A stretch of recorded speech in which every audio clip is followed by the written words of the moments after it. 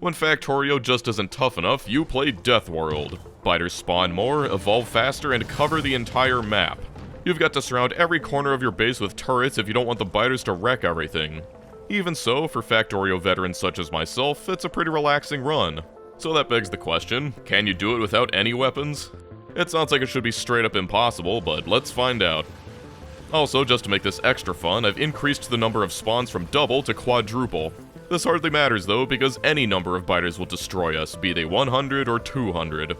I went with a random seed expecting to die so that I could feel justified in re-rolling for one I could actually win, but I've spawned into a world with a ton of trees, so this is pretty much perfect.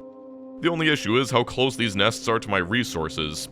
Thanks to Deathworld, our starting area is 25% smaller, so these guys are right on our doorstep. The first thing we want to do is gather a ton of stone and coal from these large rocks. We need the coal to fuel our miners and furnaces, and not only is it convenient to get it this way, but it's also pollution-free. Mining requires mining drills, which produces a lot of pollution, which will then call biters in to kill us. We don't want that, so this pollution-free coal will let us eke out that much more iron ore. Pollution is calculated per chunk, and so by putting the miners anywhere in this square, it'll take a full step longer to reach that nest than in any other chunk. Even so, the pollution only needs to travel 2 chunks before those nests start absorbing it, and thanks to the Deathworld preset also massively reducing the pollution absorption of trees and grasses, it'll spread over there in no time. Although this chunk has a good number of trees in it to help eat some of the pollution and to buy us some precious time. I'll also need some copper, so while that works, I make this trek over here, which also has a nearby nest. Not wanting to waste any time, I start chopping up as many trees as I can while I'm waiting on the furnaces. Wood is necessary for making wooden power poles later, but it's also a handy backup fuel source if I ever run out of coal rocks. After that excursion, you can see that we're already one chunk away from angering the biters. As much as I'd love to add more than 2 furnaces, any more will rapidly increase the spread of the pollution, so this is all I can manage right now. It's slow, but it's better than nothing, which is what it would be if we upscaled. Also, I accidentally stepped too close to this nest, and I suppose this run depends a lot on what you consider weapons. Is my pickaxe a weapon? No, it is clearly a mining implement. Nothing to see here. Anyway, the absorption seems mostly stable, and so I risk adding a 3rd furnace just to get that much more iron. After that, I've got some time to explore. I mostly want to suck up every coal rock I come across, because burner drills and furnaces are hungry, and we absolutely cannot afford to mine coal the normal way. Also, I just want to reveal more of the map. It's best to get the lay of the land now, while the biters are still small and adorable and haven't started expanding all over the place. Speaking of expansions, biters love building new bases, and without weapons, there is no way we will ever be able to remove them if they decide to set up camp anywhere. However, they don't like expanding to new places with lots of buildings in them, and so by placing down a bunch of pipes in key locations, we can make them much less appealing to settle on, as indicated by the red circles. Again, this is extremely important, because to win, I'll need a second iron and copper patch, as well as stone, coal, and a source of oil. The biter bases just get bigger and bigger the further out you go, so the chances of finding a biter-free ore patch becomes quickly 0. It hurts to use some of my precious iron to make all these pipes, but I absolutely cannot risk losing these few patches I've got access to. Back at spawn, I've got a little more iron, but already you can see an attack forming right there. This place is too saturated with pollution, and so now I've got to get out of here. It's only 3 biters, but it would never end now that the pollution has reached them. This paltry sum is what I've managed to get away with, but it's a start. I decide to pack up my copper furnace as well, because it's time to move. This iron patch I've spied up here is perfect for the time being. It's got loads more trees and double the chunks between it and the nearest nests, so I'll be able to mine here for much longer. Oh yes, 6 mining drills. It might be pushing it, but a man can dream. I can hardly believe my luck when I see that up here there's an untouched copper field as well. I swear this seed was completely random. It feels bad being forced to do these guerrilla mining operations in the trees, but I'm unarmed. The best thing I can do right now is explore some more. This kills 3 birds with 1 stone, because not only does it lead me to more coal rocks, but it also gives me time to handcraft some of the several hundred red science packs we'll need as well, on top of generating more chunks. The more chunks I've generated, the more that are considered available to the biters, making it less and less likely that they'll choose to expand somewhere I care about.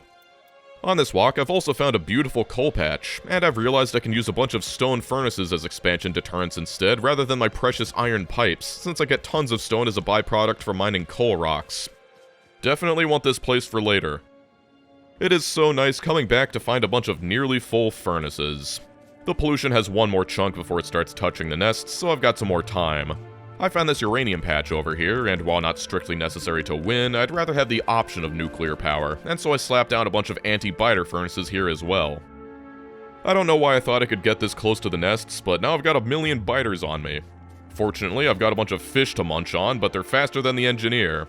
I actually managed to lose most of them in the forest. Now I can take care of the few stragglers. Yeah, no one who sees my secret furnaces can live to tell the tale. The combined pollution of my operation is about to reach the nests, so I've got to back off on the mining a little bit. I moved them one chunk back since the nests to the left seem the most suspect, but while those run, it's time to mine more coal. Usually you'd have some mining drills constantly supplying you with this stuff, but even if I wanted the pollution, the coal is too far away, so I'm totally dependent on these rocks. Also, I get a little bit too close to these nests as well, and just in case you thought being able to use my pickaxe was overpowered in this no-weapons run, here's what happens when I'm surrounded by the weakest enemies in the game. I never said that this was a deathless run. So after redoing all of that, I make my way around and set up a guerrilla science build. It's only one lab powered by a hand-fed boiler, but it's far enough away that it won't anger the biters. I still have a lot of resources to gather, but I can at least get started on my early research. Then it's time to walk all the way back to my outpost to grab the materials before they overfill. You might be wondering, is this all we're going to be doing? Surely you can't win the entire game with hand-fed burner drills and 10 plates per minute. And you're right, but to get to a point where we can't do anything, we need some research. I've stockpiled enough stuff to start setting up some hand-fed assemblers. I made sure to build them away from the power so that we're not doubling up their pollution. It makes it easier to defuse because, again, any attack is basically game over. With these, I can start multi-threading my science production, as well as craft some intermediates like copper cables for electronic circuits. To get everything I need, it requires around 550 red science and 350 green science. It's a lot to get from just a few sad mining drills, but I have dreams. I've handcrafted most of the belts myself since they're the easiest, while the assemblers handle inserters and the circuits. With my red science, I've gone through automation, logistics science, and steel processing, but now I've got to get logistics 2, which costs a whopping 200 red and green science. Normally I wouldn't say whopping for logistics 2, but this run ain't normal. Every iron plate is precious. It's another quick trip back to grab all the iron, and then another run to find more coal. And then it's back to science. I've got enough red science, so now we're all in on green. I don't have it all finished, but I can start researching engine units in the meantime. I've made a couple extra labs because these researches take 30 seconds each pack, unlike the earlier ones that only took 5 or 10 seconds. While that researches, I had a little problem. A bunch of biters showed up and destroyed my little mining outpost. With this area fully saturated, even bringing it down to 4 furnaces wasn't enough to avoid trickling enough pollution into the nearby nests. It pains me thinking about all the lost iron inside of those furnaces. Now I'm just doing more of the same, constantly hand-feeding the assemblers, heading out to check on the outpost, looking for more coal rocks, and trying to get the logistics research. We're almost to the one saving grace of this run. I've got everything assembled so I can deconstruct the buildings and throw all the packs into my little lab array. I'll also need some steel, so I'm getting a head start with a couple furnaces here. Alright, now it is time for the research that will change everything. Trains. Yes, trains. Unfortunately, before my master machinations can be put into motion, I've got to make trains. But first, despite mining every single rock on the map, I am running low on coal. I realized I should have been mining from this patch earlier since it's got such good tree coverage. It should have enough pollution dissipation to handle a few miners, and then I can collect it all in a chest to pick up whenever I swing by. But about those trains. They take 30 steel, 10 circuits, and 20 engine units. Altogether, that's 340 iron plates, and when I can only support 4 burner mining drills, that means making a single locomotive takes nearly 6 whole minutes of mining. Even though it's taken us nearly 2 hours to get this far, we are still very much in poverty. I've moved my research setup over here for convenience just to eke out a few more techs like electric mining drills and repair packs, but once that's done, I'm all in on engine units. You can't craft these by hand, so I've got to do them down here. This should be far enough away that the pollution won't combine with my iron outpost, though. I'm also putting these steel furnaces far enough away for the same reason. It really hurts throwing all of my iron plates in here, but soon enough they'll be reborn as the steel foundation for our glorious ascension. Never before have I thought of locomotives as particularly expensive, but man, this is a struggle. It's not like I can live like this forever, because eventually biter expansions will cover everything. It'll be a while since we're still low evolution, but thanks to Deathworld, even though we're hardly polluting nests, it's still ticking up slowly. These little guerrilla outposts are fine, but even if they don't trigger an attack directly, there's still a chance an expansion party could run into them, so this strategy won't work in the long term. However, what hopefully will is this. I've built a nice rail around my patch, and I've got my trains. You might see where I'm going with this, but first, let's set up another secret steam boiler so I can run some power poles in here. I still don't have enough to fill the circle, but cargo wagons only cost 140 iron plates. They won't contribute to acceleration, but they're good enough. Walk all the way down here to grab my coal, and we should be good. Ask any Factorio player what the most dangerous thing in the game is, and they'll probably say trains. Yes, these babies have a voracious appetite for engineers, but I think it's about time to make the biters fear them as much as we do. It's not complete yet, but I go ahead and start scaling up my production.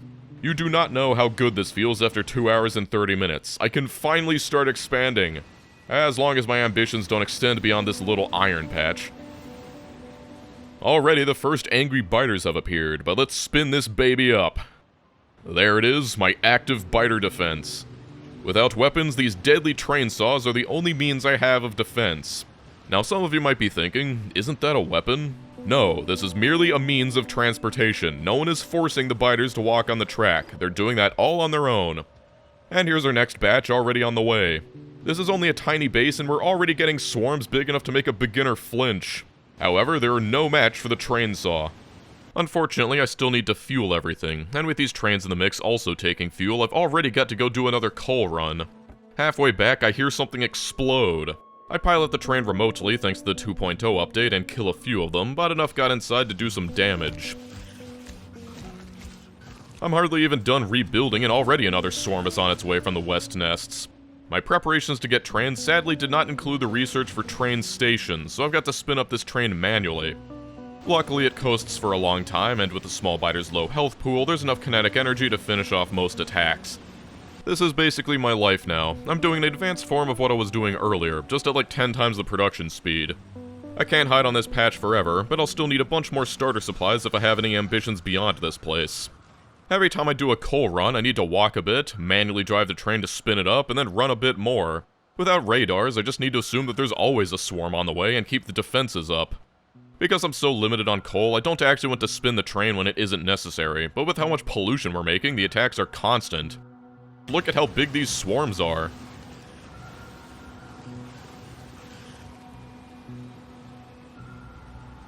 I don't need much copper, so that little operation up there is still making enough. What I need is enough green science to get the automated railways research, and enough steel to make even more trains. About 30 minutes into my special operation, I'm alerted that my coal outpost has been destroyed. It was running for like an hour, no problem, so I guess it was just ever so slightly too polluting. But without that, I've got no way of fueling my furnaces anymore. You can see just the massive pile of carcasses around the tracks. This train's already killed nearly 700 biters, and we've still got the amount of production you'd expect 10 minutes into the game, much less 3 hours.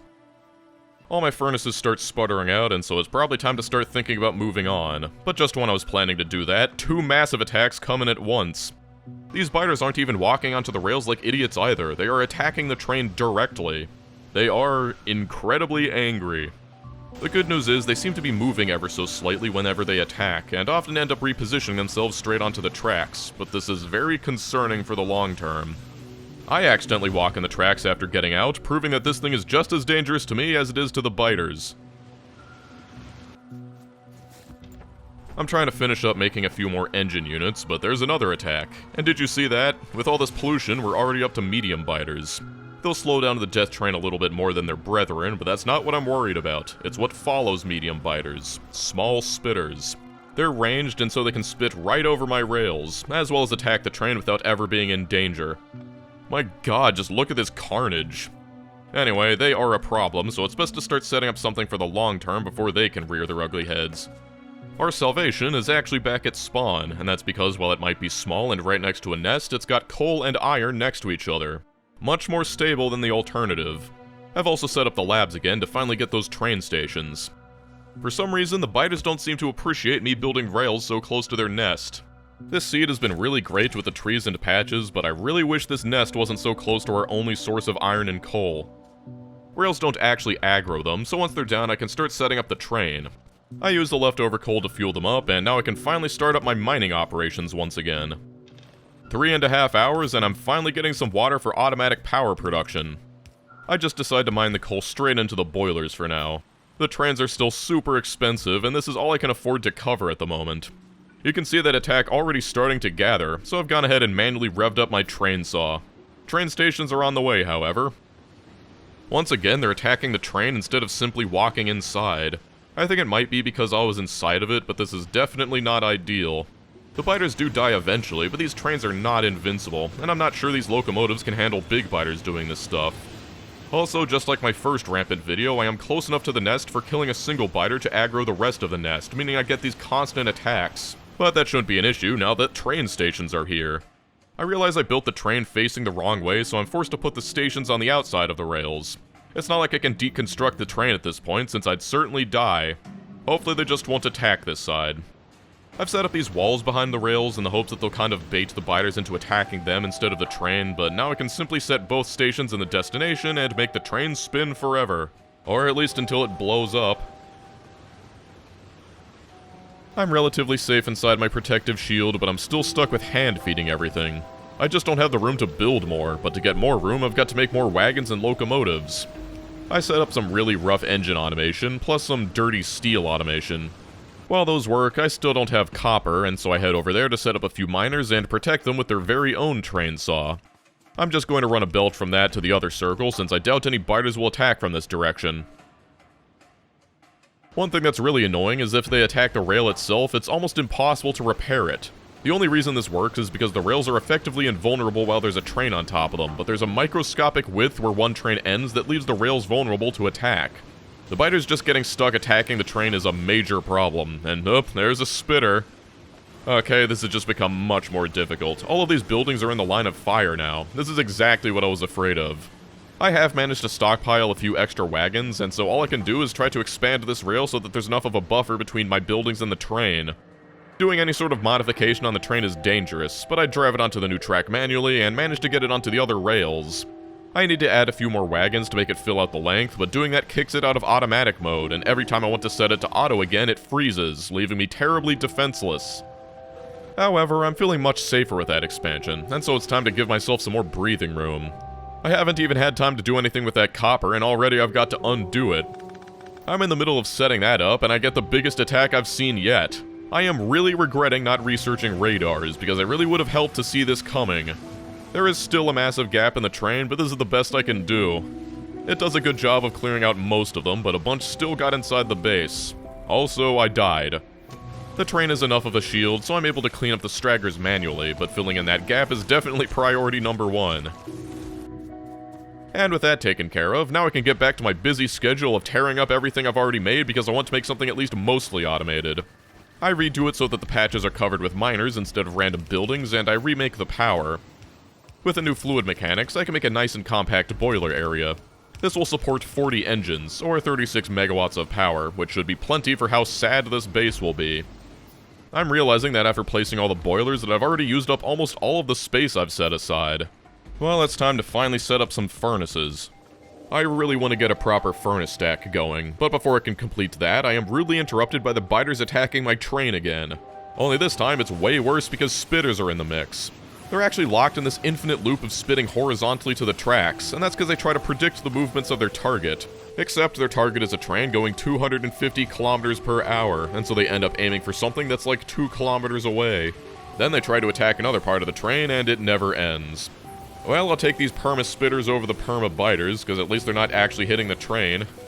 I might as well go back to building my furnace stack. It's not a full-sized one, only like 60% of the furnaces I need for a full belt of iron, but compared to what I've been living with for almost 5 hours now, this feels like mega base levels of iron.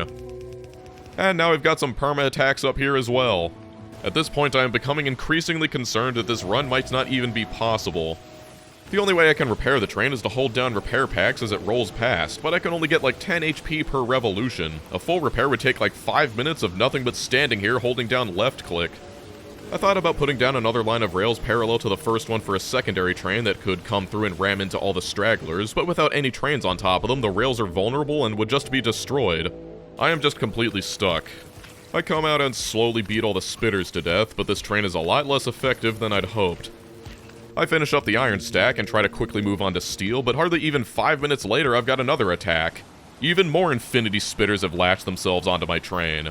You cannot imagine how frustrating this is. Every time I hope I've got time to build something, one of these attacks comes by and rips me away from it, because the only way to keep the train alive is manual intervention. This train needs constant repairs, but the only one capable of doing that is me, and so I'm stuck in this deadlock. Also, in trying to deal with the train, I routinely get run over. This one spitter killed my emergency coal chests, so it's no one saw that?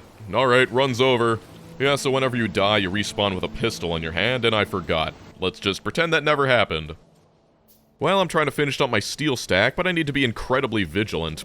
I realize that the best way to get rid of them is that whenever I see a swarm is forming, I defuse it by baiting them with my irresistible body.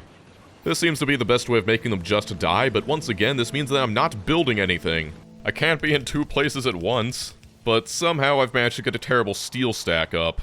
I also do some dirty belt automation, because pain, but you can see what's happened in the literal 2 minutes I set aside to finish the steel. I'm just getting more and more spitters, and I'm trying to build as fast as I can here, but respites are few and far between, and I'm always being pulled away. Every inch of forward progress is like dragging myself through glass. I make some tiny brick automation, but the first thing I want to do with this fully automated stuff is make cargo wagons. I really need to expand this place again, but that'll require a ton more wagons. And would you look at that, I've collected even more spitters! Okay, in the microseconds of free time I have between repair sessions, I've managed to set up engines again. All I'm gonna do is shove them into a chest, but they're nice to have. Then the spitters destroy my belt chest, and it's becoming painfully obvious that I need to extend my rails if they're gonna keep attacking from down here. Bear in mind that this base is barely making anything, and it's already getting attacked this much.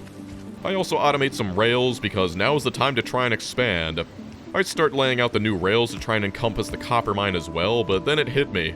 Look at this unholy mess that is my eastern border. How am I gonna set up a new train? The moment this train stops spinning, that time bomb of spitters is gonna go off. Without their target racing away from them anymore, they're going to instantly obliterate it with pinpoint precision. I realize I'm going to need to build an entirely separate train and spin that up alongside the first one, and if I'm gonna go through the effort, I should probably claim a little more land. The first step is to build the loop, but the biters over here aren't too happy either. It takes me a while to build up all the rails, but I've got most of it staked. Except, remember when I said that rails without trains on them are vulnerable? Now guess what happens when you combine that with an area that is permanently being barraged by hundreds of spitters? This is the start of what I'd like to call the pain arc. I've got to somehow spin up a new train while any rails I place down will immediately be destroyed by stray spitter fire. Even clearing out the few trees in the way is a gargantuan task when the floor is lava. The worst part is, these spitters aren't even latched permanently. Whenever I'm around, there's a chance that some of them will detach and make my life even harder than it already is. Okay, with the path finally cleared, my plan is to just set up a train capable of running them over and build the rails while I'm in it. If I can just get the rails down while I'm in motion, it'll smush all the spitters in the way. After much headache trying to convince them to not attack my new rails, I can finally drive through.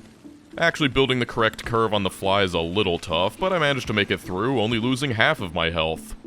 Well, it's a start, but already the rails are destroyed, and I'm realizing that those spitters weren't even the ones targeting the track, so I'm no closer than before. The second problem is, now I need to build a train big enough to span the entire circle.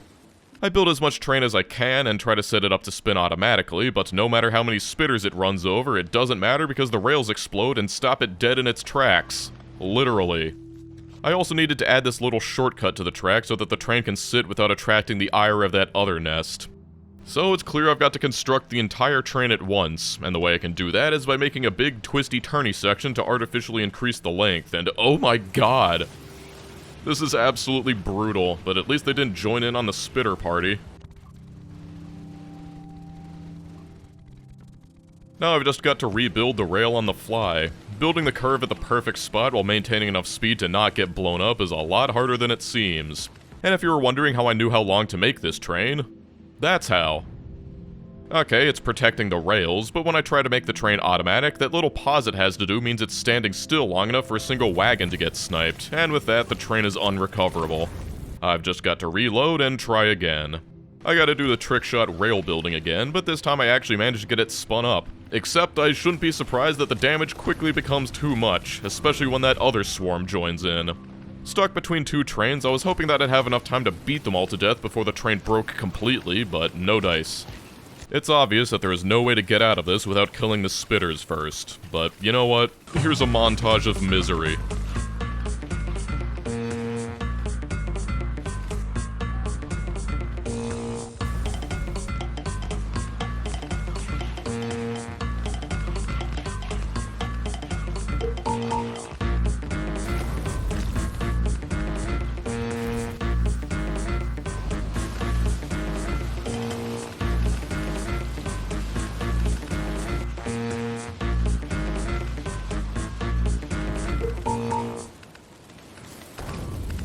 Eventually, I decide that instead of trying to brute force it, I should use technology. If I can just place some rails underneath them, I can ram into them and try and clear a path. It sounds obvious, but this is really fiddly, and the time to set up each ramming maneuver is enough for some of them to start attacking me. This is hell. This is actually hell. Okay, the idea is sound, so let's try again. Ramming them vertically was leaving some room where they could survive between the rails, so this time I go for a diagonal approach. It's super awkward to try and drive the train onto the correct track, and so I'm forced to try again and again, but this seems like it might actually work. I'm slowly able to clear out the brunt of them, and with those gone, there's none left firing at the tracks. Except, guess what happened while we were busy with that? Now biters have destroyed the replacement train, and I've got infinity spitters up here as well. I've got to reload. Again. Okay, there's an attack brewing, so whatever plan I've got needs to be fast, flawless, and can get that second train up before it comes. I start thinking that if I can build multiple rails, I'll be able to get the big train to flatten all the spitters bit by bit each time it goes around. You can see how well that's been going. It might not be obvious, but in the hour I've been playing this, I have made 3 minutes of forward progress. At least I managed to defuse that swarm that was coming from the north, so now I can go back to having only one infinite barrage of bullshit to worry about. I cut the corner and get it spinning up again, but I have been here countless times. Except, in a stroke of genius, I'm like, what are those spitters actually aiming at? That's right, it's the center train, and if I just turn that off... It makes me a little sad to sacrifice all those locomotives like that, but with this, the expansion should be no problem. I've got to hitch a ride because they decide to start attacking me too, but you can see that as soon as they've annihilated their sworn enemy, they are more than happy to wander onto the other tracks. There's nothing preventing this from happening again with these tracks, but at least I've got some more space now. After seeing how impossible it's going to be to expand again, I want to get this full corner already, but first I've got to defuse this massive swarm. The spitters act like they're going to get caught in the infinite cycle, but thankfully walk onto the tracks afterwards. Okay, we've expanded the train, let's hope we never need to do that again. Oh yeah, it's worth pointing out that I'm fueling these trains manually, and to do that, I've filtered all the cargo wagons so they can just hold down a bunch of coal and load all the locomotives as they fly past. I put some belts here because, like, maybe they'll push the biters onto the tracks. Who knows, I'm desperate. I try to set up the copper for the third time, but in no time at all, I've got another batch of infinity spitters. The belts did nothing, by the way. I think I can ignore it, but unlike my last train, there's some spitters close enough to the rails to actually hit the train with the splash damage.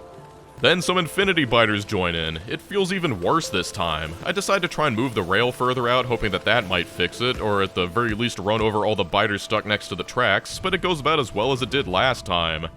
I'm not even gonna cover most of my attempts to do this. You have already seen what happened last time, but expanding out this one little bit took me 30 minutes of reloading and retrying.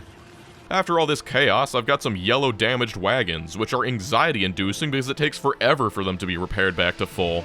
It's not like it can stop the train for repairs. I haven't made any forward progress in hours. I am a slave to this train. Okay, I don't have much time, but just maybe I can get my copper stack up. I don't have any time to think about how I'm gonna build this, I just need to get it up. Okay, more spitters. Ignore that. Maybe I can get some green circuits up. And would you look at that, even more spitters. Alright, there are just too many of these for me to repair it. I've got to reload. I'm a little faster this time and actually managed to get the circuits up, but the spitters are here again. No matter how fast I'm building, I can't seem to get anything up before a massive attack latches itself to my train. Looks like I'm reloading again, but at least I can copy the blueprint. Normally I'd consider this sort of thing cheating, but I really don't have a choice here. I swear it didn't used to be this bad. In a fit of desperation, I use what little red science I still have and research gun turrets. And you might be thinking, isn't this a weaponless run? But they are just extremely provocative art installations to hopefully bait the biters into targeting them and walking onto the tracks. I would have used radars, because for over 10 years, biters would obliterate any radar with extreme prejudice, but as of version 2.07, they are no longer classified as military targets. The one instance where that feature would have been beneficial, and it's gone. It doesn't really work anyway. Too close and the spitters destroy it, but too far and it doesn't seem to bait them enough. Well, with those circuits, I try to get some science automation up, but with this many infinity spitters hitting my train, no amount of repairing can counteract the damage, so I've got to reload and lose all of my progress yet again. Okay, I've changed my mind. This is hell. You know that quote where the best way to break a man's spirit is to make him dig a hole and fill it back in? Yeah, I'm experiencing that right now, constantly needing to reload and rebuild the same thing. In absolute desperation, I decide that the tracks being straight is what's making it possible for the spitters to hit it, so I decide to deploy some experimental wiggle technology. Actually convincing the train to go onto the wiggle is its own struggle because stuff like this happens, and I actually have no idea how an automatic train just casually drove onto a dead-end track, but this run is magical. Well, it wiggles a bit, and it has no problem sawing this massive swarm apart, but that's because I'm here. I also add a bit of a wiggle to the left side, but if there was any hope that this would have instantly solved all my issues, they are still able to attack the train. At least there's no spitter spawners on this side, so I only get a little damage instead of infinity spitters. Okay, maybe now I can build science. Gotta do all this stuff again, yada yada yada. I make some pretty terrible designs when I'm rushed, but I don't think I've ever been on this level of impetuousness. Yeah, just gotta make all the inserters and belts for green science over here, whatever. They both output onto the middle belt, and as soon as the labs are up, my god, I have got red and green science automated. After almost 7 hours, I've got red and green science. Okay, let's not get too excited. I might need to reload, but see this attack? Yeah, I wish they all did that. Now I can research such advanced technologies as the fast inserter. I finally get to put a radar up, and moments later you can see this massive attack come in while I'm automating assembly machines and get grounded to fine paste by the train saw. No infinity spitters. Here's another one shortly afterwards. Is this wiggle actually working?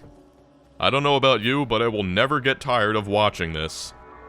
With my modicum of free time, I'm able to set up such luxuries as automated inserters and assembly machines. Truly, we are living large, but this will make my life a whole lot easier. I've also set up pipe automation because who knows how long this relative peace will last, and so I might as well make the most of it. It's time to work on chemical science. I've got pump jacks researched, but all the oil fields are outside the safety of my train, so this is going to be a little tough. Fortunately, there's a tiny oil field directly north of my island of safety, so I waste no time. I want to get this up as soon as possible, because that'll allow me to safely pump all of this oil into the locomotive embrace of my base, and so even if this place blows up, I'll still have enough to eke out some research. I consider giving this its own train saw, but ultimately I decide that there's so many trees here and my main base so stinky that it's unlikely that these 5 pump jacks will make enough pollution to attract a direct attack when that thing down there is belching out 100 times the fumes. With the pipe safely inside, I'll store all of that in tanks while I build the other stuff. Just in case it's not obvious, this entire run is extremely stressful. Without constant upkeep, my only means of defense would fall to a single one of these attacks, and so all I can do is stand here repairing it while I wait patiently for the biters to get bored and walk onto the tracks. My furnace stack was really rushed and not built for expandability at all, but I'd at least like to utilize the entire iron patch, so I'm automating belts and red belts. Not too many red belts though, I don't want to waste all of my iron on gears. This patch is limited after all. And unfortunately, the wiggle technology has betrayed us, and we've got more infinity spitters.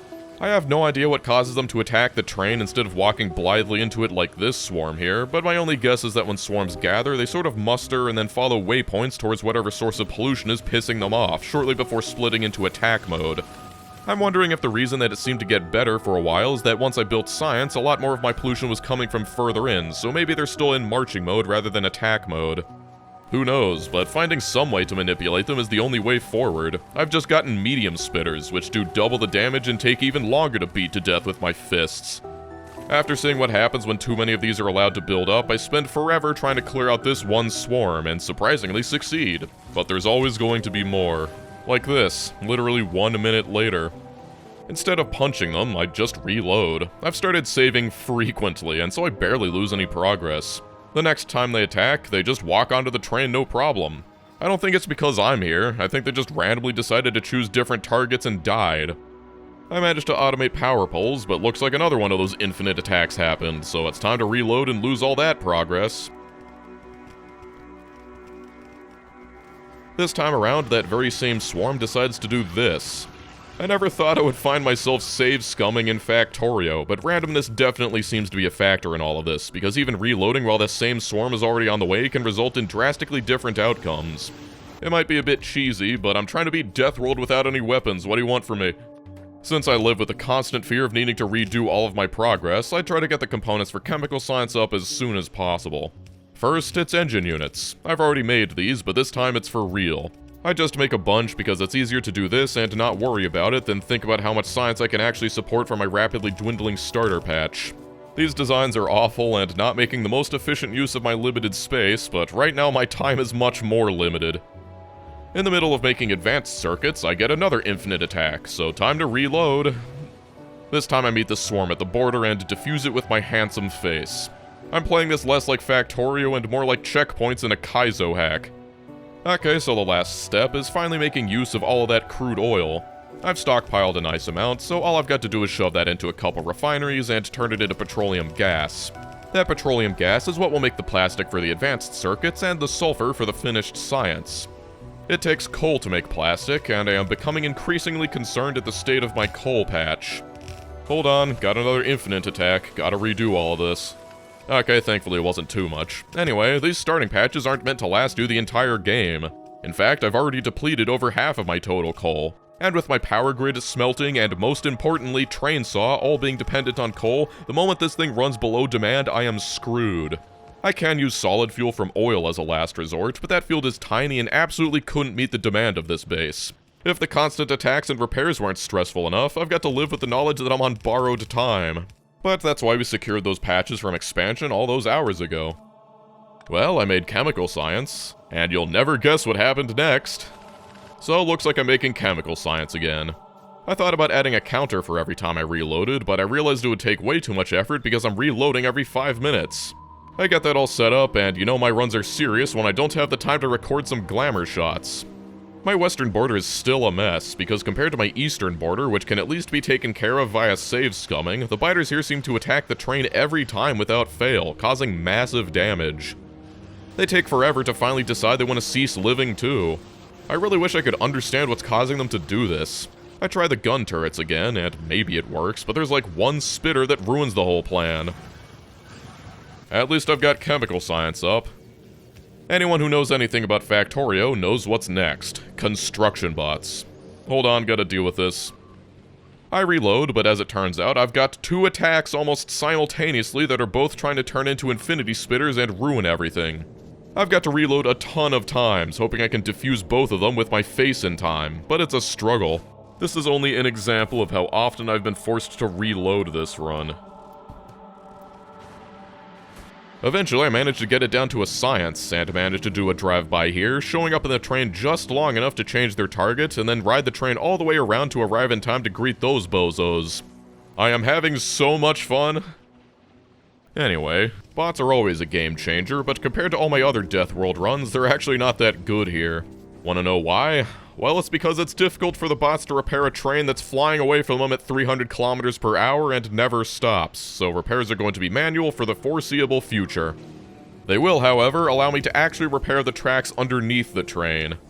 It takes setting up a bunch of stuff like oil cracking, sulfuric acid, batteries, lubricant, and electric engines, and it feels like the actual construction of this base is getting lost in the sheer amount of pain and suffering this run. But it's difficult to show the building process when it gets interrupted and reset multiple times a minute. Miraculously, I managed to set aside enough time to build robots despite my busy schedule of staring at the minimap searching for swarms I've got to defuse. Like I said, not a massive game changer, but enough for me to feel a little less terrible. Also, I haven't really mentioned it until now, but the only way to get on the other side of the track is to continuously get in and out of the train. And when you're in a hurry because you saved at a bad point and need to rush to defuse a swarm but can't convince the train to actually spit you out on the right side, it becomes a bit of a challenge. This is not sustainable. The more I build, the more swarms I get. And because almost all of them require manual intervention to keep them from becoming infinity attacks, I am being stretched thin. There is hope, however. In my observations, whenever the biters attacked from here, they never got stuck attacking the train. They just waltzed onto the track every time. There's got to be some secret here, and compared to all my other areas, it's the furthest away from any polluting entity. That must be it. I must need a ton of room between the train and my buildings to keep the attack from breaking up prematurely. Is this accurate? No idea, but it's the only ray of hope I've got. You do not know how frustrating it is to watch something like this, only to see it morph into infinity spitters halfway through and force a reload, but I made some modular armor and got some personal robots, so hooray! I am so desperate I open up editor mode in an alternate save to try and test surrounding the nest itself in trains, but they still accumulate damage over time and would be slowly whittled down, so not an option. By the way, here's what it would look like if my trains ever stopped working. I'm actually impressed with how thorough they were. They only spared a few pipes. Reloading, one thing I could do is start making rocket fuel. It'll increase the top speed of my train and massively increase the acceleration, making it significantly more deadly. Not only that, but with such a high fuel value, I'll only need to fuel the train once like every 5 hours instead of every 30 minutes like I had to do with the coal. It takes some of my precious oil, but it's worth it. I'm also making landfill because I might need it someday. It's obvious I can't stay here indefinitely, if not because of my dwindling resources, because something about the construction of this train saw is leaving it a target. I'm setting up purple science, even though I can't really make any serious amount of it, starting with the rails. This base is so insane, getting anything anywhere requires a massive circuitous belts, but over here I can make the other two ingredients. They both require advanced circuits, which I've got over here, and then it just takes some steel and bricks to finish off the furnaces for an extremely scuffed purple science build. This is just going to output into a chest because I don't want to waste too many of my limited resources on this stuff. I mainly want purple science for elevated rails. I considered doing it without them since they're technically DLC content, and while it would be possible, ultimately I decided that I like elevated rails and so I'm going to use them. They take concrete though, and so I've got to tack on this random concrete factory down here, but as is the norm, I am interrupted about 3 times trying to build simple concrete. It actually takes refined concrete, and that requires some of my precious steel, so I'm going to be making just enough of this to build supports. It's interesting how so much of this run is spent simply observing biter behavior.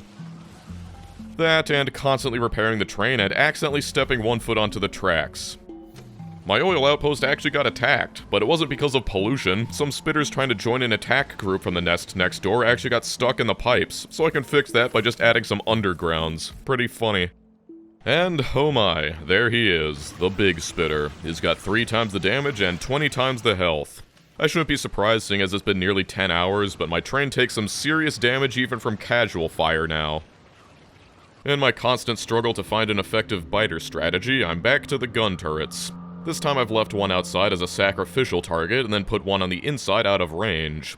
My thinking is that they'll kill that one and enter attack mode, instantly targeting the one further in and inadvertently walking onto the tracks to get there. Shockingly, it works. It requires a sacrifice, but now that I've got robots to automatically replace them, this could be a solution to the western and northern fronts.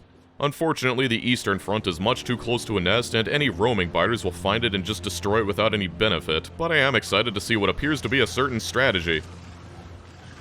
It's time to expand once again, but looking down there, a nest has already expanded into the area I'd scoped out first. Fortunately, it was fairly recent, and though it hurts to lose like 20 minutes, I can reload and prevent it, but it is a sign that we should probably pick up the pace a little bit. If distance between the train and the target is what makes the biters commit voluntary biter-side, then I'm going to need a lot of space. I'm planning to make it so that there's a full chunk between the rails and any polluting entity, so this will give me about 6 vertical chunks to play with. That's plenty for a modest base. Just like last time, my plan is to spin up a second train simultaneously. It's a little tough because these nests are so close, but it shouldn't be an issue once the train is actually up.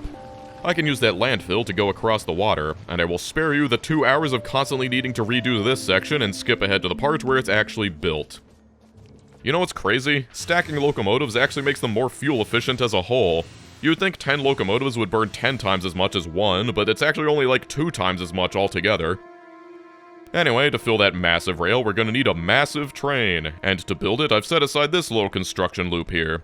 I could have done it without this elevated ramp, but the other way requires a sort of bidirectional spiral, and it's easier to build the train when it's all in one loop.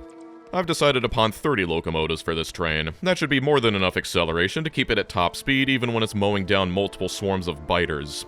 I haven't mentioned it until now because it wasn't really that relevant, but with big biters here, it's suddenly an issue.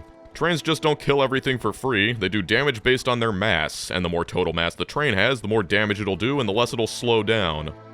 Locomotives have 2,000 weight, while cargo wagons have only 1,000, but with this many we should have more than enough to shred any swarm. For the maximum weight, you'd want artillery wagons with their weight of 4,000, but we don't have those. Well, at least I know how long to make it now. There, the mega train is now complete.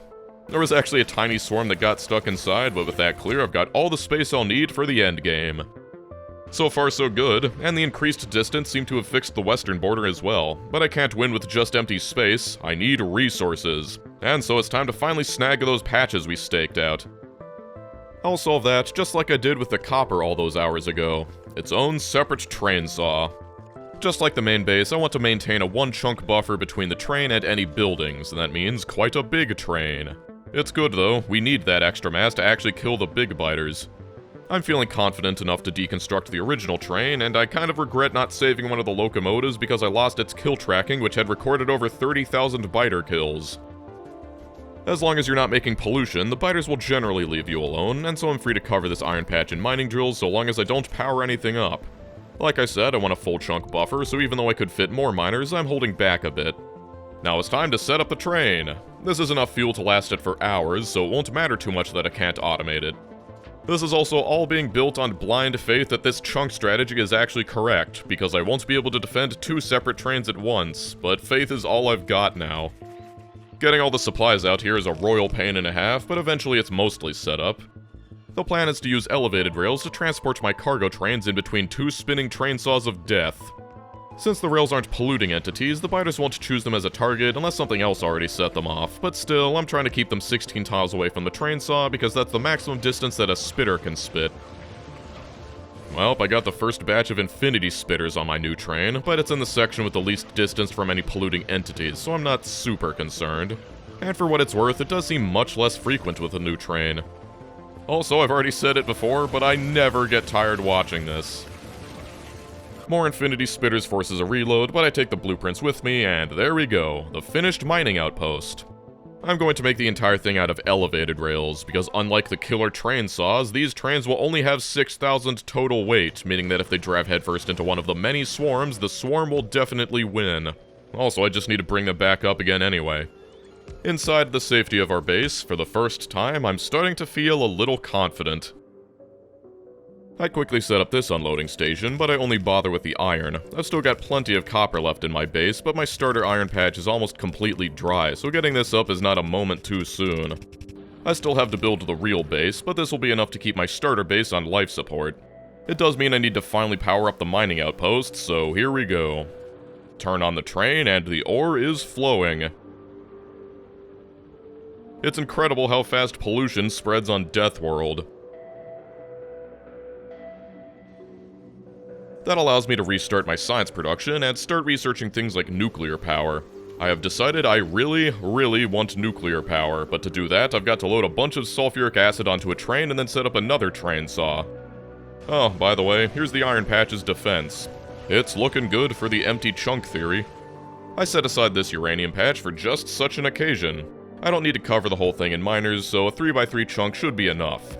I also clear out the trees near the track, because I don't want to make it any harder for the biters to walk onto the track than it needs to be. Now to make the sulfuric acid stop. I had to manually make a bunch of centrifuges, which are super expensive, but fortunately I set aside a big stockpile of advanced circuits for just such an occasion. This will be more than enough to supply all of my nuclear needs. Honestly, Kovarex enrichment is overrated, and so I'll just be getting all my enriched uranium the old-fashioned way. Also, I'm not automating delivery of this stuff. I'll just swing by here whenever I need to craft some more fuel cells. And if you thought repairing the train was rough, it's even worse when it's 5 times the length. It takes about 20 seconds to make a full revolution, and at 7 HP per pass, it would take about 70 rotations to fully repair a nearly dead wagon to full. That is practically half an hour of holding down repair packs. And despite being better than its predecessor, it will still take damage occasionally. Also, it seems biters are weirdly against rail supports. It's not that they attack them, it's that they're stupid and get stuck on them, and then attack them. As with everything else this run, it requires manually fixing it. But at long last, I've got my enriched uranium, and enough advanced circuits and concrete to craft my first nuclear reactor. I am so excited to finally have this, and I know just the place to put it. Alright, I've got some fuel inside, but it's gonna take a long time to heat it up, and so in the meantime I tried to distract the biters with my dummy turrets. Turns out that was all pointless anyway. The biters don't even see the reactor as a threat once I'm gone. In fact, it takes a little kamikaze convincing. Yeah, so I didn't exactly want them for their power. This is what happens when you destroy a nuclear reactor that's over 900 heat. And you might think that this is nuclear warfare and therefore a weapon, but no, it is merely a tragic workplace accident. In any case, the nest that's been the bane of my existence for the past 14 hours has been straight up wiped off the face of Nauvis. No more endless attacks. However, my celebration is short-lived, and that's because despite using my advanced empty chunk technology, the uranium mine just got its own infinity spitters. It's the first time it's happened, but it shows that this unfortunately isn't foolproof. Regardless, I'm going to need even more resources to win, and so the next one on the list is that lovely coal mine. It's been a long time, hasn't it? I love how it still has the broken machines on it. Even though it's proven to be fallible, I still use the empty chunk design. If it gets too bad, I at least have the sacrificial turret tech to fall back on. Oh yeah, and it's worth pointing out that to make the cliff explosives I had to craft grenades, but these are not weapons either.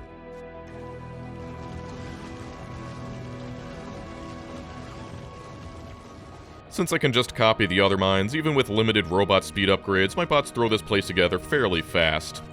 Coal is useful in its own right, but since this is such a big patch, I've decided that I'll supply all of my oil via coal liquefaction.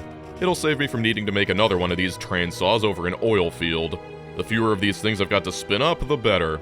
Oh yeah, and my power died. The good news is I've got enough copper plates, gears, and circuits squirreled away to handcraft some components for a nuclear reactor. I didn't want these just for the nest clearing capabilities. They're also really great power on top of being completely pollution-free. Only two will already make about 3 times as much power as my base needs, and as soon as they reach 500 degrees, our power's back on. I don't know about you, but just looking at all these separate trains going around and around on the map screen is pretty funny. There's one last resource I've got to get, and that's stone. There's some all the way up here, and I didn't actually bother to set up any anti-biter buildings, but it's free and open anyway. I used some more landfill, and bada bing, bada boom, there's our last mine. I just make the stone trains double-headed, because I can't be bothered to fit any more in here, and you hardly need this stuff anyway. Weaving a path between all the biter nests and into the base is a little time-consuming, but as soon as that's hooked up, there's nothing stopping us from building the real base. Also, it's a little risky, but I'm seeing a few yellow wagons, so instead of repairing for 30 minutes, I check all of my radars and decide to pull the train back into the spiral. It's a lot easier to repair it this way, but it's at the cost of being completely and utterly exposed for at least 90 seconds. I think finding a break in the action to do this will be next to impossible once we have a major base's worth of pollution. Alright, the most important part of any base is the smelting array, and while I want to make something substantial, I also don't want to stick around for longer than necessary, so I'm not going to be designing this for any beacons. 48 electric furnaces per lane will give me a full red belt of plates, and once I've got one stack up, all I've got to do is paste it. Since I've got construction robots, as long as I extend the robot network, this will all eventually get built since I upgraded all the chests containing the supplies to provider chests. I'm planning for 3 belts of iron and 4 belts of copper, but since it's my first time playing vanilla since rocket control units were removed, I might be overbuilding copper.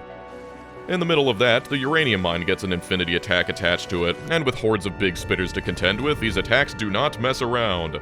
There is nothing I can do, and it's only a matter of time before it's destroyed.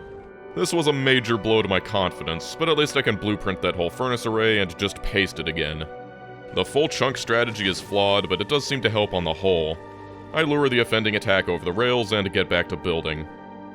I also need a bunch of steel, which I'll just put down here. Even though it's got problems, I still want to keep this footprint a full chunk away from any rails.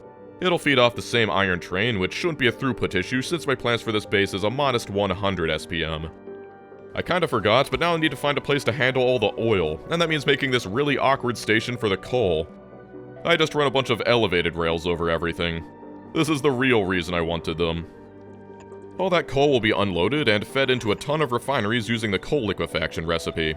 It takes steam, heavy oil, and coal to make all the oil products, spitting out more heavy oil than it took in. Also, I'm realizing that the biters seem to love getting stuck on elevated rails more than they should. Anyway, this is pretty reliable and doesn't require any oil wells, but in return I need to make a ton more cracking plants to break all that heavy oil it spits out into more useful petroleum gas. Apart from that, it's exactly the same, and I can make the plastic, which also takes coal. I'm just setting up all the oil products ahead of time, so here's sulfur, as well as sulfuric acid.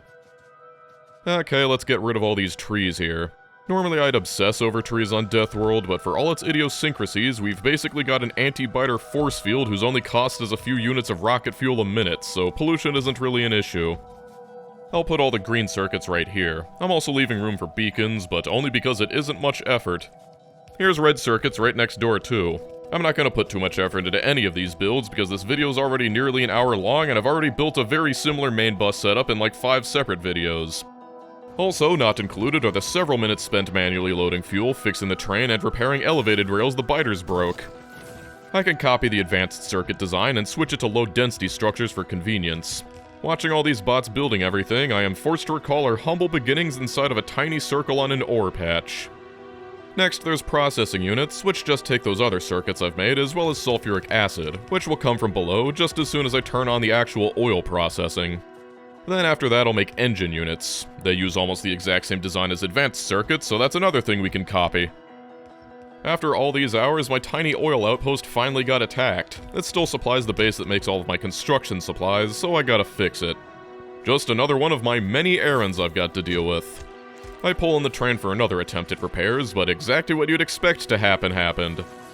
It's only a few though. It was probably from some super far nest that barely got any pollution. Because of that, I can very slowly beat them all to death with my fists. Big spitters are tanky, but at least they'll die. Big biters, on the other hand, are completely impervious to my fists, and so the only way to get rid of him is to lure him in front of the train. Then more attacks on my supports. Let this be a lesson for anyone hoping to use elevated rails in areas infested with biters. At last I can finally get back to building, and just to get it out of the way, I'll set up chemical science. I'm just putting things wherever without caring about aesthetics much. Case in point, the robot frames build that has the electric engines built right beneath it. It takes lube, which I actually forgot to build, but it's super simple. While I'm at it, I build the batteries right below the processing units and feed those into the frames build. With that done, I can make utility science, which is the first time we're seeing it this run. Finally, I decide to turn on the oil processing, and that means bringing in some water and steam. You know the best place to get some water and steam? Well, I'm just gonna steal it from my nuclear reactor. I'm sure it's fine. Immediately after feeding in some heavy oil to kick it off, my coal liquefaction is up and running. And just look at this glamour shot. This is how you know I've actually got some free time for once. As if on cue, the copper mine I recently turned on proves to be vulnerable to infinite attacks as well. Add it to the list. I need bricks, and that means finally setting up an unloading station for the stone. You barely need any bricks, especially considering I'm not making any military science, so this will be enough. It also means finally turning on the stone mine. I put red science down here because whatever. And why do I need to drive all the way out here because a biter randomly decided to eat a power pole? These constant interruptions are driving me insane. Finally, I can set up purple science for real this time, and that involves this absolutely beautiful design in which all the rails are directly inserted from assembler to assembler. It's coming. I am so close to being able to say I'm done with this run. Well, the last thing I've got to make is green science, and yes, even now I am constantly reloading. I head over there and observe them for science reasons, and this is the first time I've ever seen them snipe the stations instead. Genius. Routing all of the science around, infinite attacks on the stone, reload. Well, at least this swarm dies peacefully, but man, look at how much the train slows down. These swarms are so thick it's becoming a problem. Okay, maybe now I can actually set up my labs and get all the research I'll need to win. There, it's up. I barely stick around because I'm already rushing to deal with copper again. This time I try to move the train back a bit to see how the biters behave. You can see how this absolutely enormous attack starts to muster on top of where the train used to be and then goes berserk, wrecking absolutely everything. So instead, I reload and push the rails a little further out. A few got in down here while I was working on the train, but wouldn't you know it, it works flawlessly. It doesn't seem to be chunk-based per se, but definitely there appears to be these muster points that if you can cut off with trains, they will mow them down every time. Also, this train barely has enough kinetic energy to finish the job. I finally start researching stuff, but uranium gets attacked again. I probably have enough enriched uranium for the next 100 hours, but regardless, I apply my newfound knowledge and just add a little bump to the track, and it's all good. With this base, in only a few hours, we're already up to researching the rocket silo, but there's a bit of a resource shortage. I need more iron, and the best patch is over here across this lake. These elevated rails make traversing the seas nice and easy, but there's a nest on top of our patch. It looks like it's time to stage another workplace accident. This time, instead of using my body, I decide that it's probably better to use turrets to bait the attack. Honestly, I could have won without this, but I just wanted to prove a point. In a matter of moments, that's another massive patch under our control. The main mine train saw is only barely managing to take out these swarms, and so I'm forced to add several more locomotives, not only to increase the overall weight, but also the acceleration force of the train as a whole. Also, like a proud parent, you cannot imagine the perverse glee with which I watch each of these train saws first slaughter. That being said, no matter how hard I try, some blind fire is inevitable, so the occasional repairs are still necessary.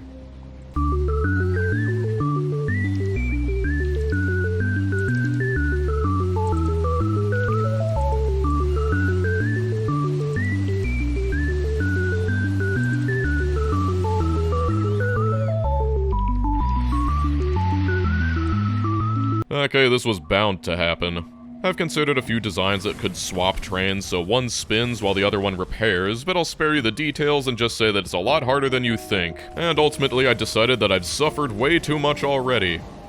But despite all the pain and torment, I've got rocket silos. And I decided to just sit back and watch this base function for a bit, because I've finally fixed most of the major problems, and with that big repair out of the way, it'll be another hour before it's in the danger zone again. I can just do nothing. Be tranquil, like an oil slick. I actually forgot that I needed to set up rocket fuel to build the rocket, but it's one of the easiest things in the world. It still feels surreal not needing to set up rocket control units, but I am certainly not complaining. I set up the silo, craft some tier 3 productivity modules, watch some biters die, and, right, this is exactly what I was talking about with needing more mass. I rush over to fix that, but we're almost there. I could win right now, but once again, to prove a point, I am automating space science. That means making a satellite, and as of 2.0 includes a cargo pad to catch it, but that also means making stuff like radars, solar panels, and accumulators.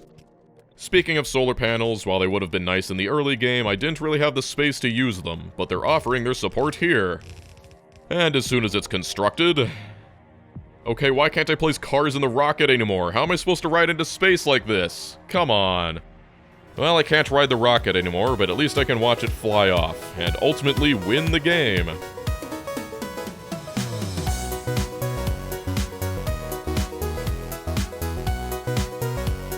It says almost 22 hours there, but going by raw footage, it took me about 29 hours, so that means a whole 7 hours of my life and this run was spent reloading and redoing things. Also, the Better Victory screen mod says I had 77,000 train kills, but it only tracks active trains. If you include the ones I deconstructed, that's over 130,000 tragic train accidents. So I've set it up for infinite research, but I don't think I'm going to stick around to do any of it. I've obviously got to thank my patrons. This challenge actually lost the last poll I did, and so I can't really blame them for this time, but this was all still spiritually their fault. I have never felt this stressed and drained playing Factorio. Most of the time I couldn't even make it over an hour before needing to shut the game off. These 30 hours felt worse than the hundreds I had to do for something like C-Block, but you know what? Despite all the pain, I still find myself watching this over and over again, smiling to myself as hundreds of biters get flattened one after another. So that's gotta count for something. Also, it's not like we're gonna see them anytime soon, so I decided to see how well this base would fare against behemoth biters, so I use a console command to set the evolution to 100%. I feel like if I did this run again, knowing what I know now, I could probably do it without needing to save scum, but yeah, I am never doing this again. Regardless, the trains do surprisingly well for a while, but eventually the smaller ones get a swarm packed with way too many behemoths and just can't keep up. If I wanted to keep going, I'd probably need to research artillery wagons or something, but no thank you. As always, thanks for watching, and I'll see you next time.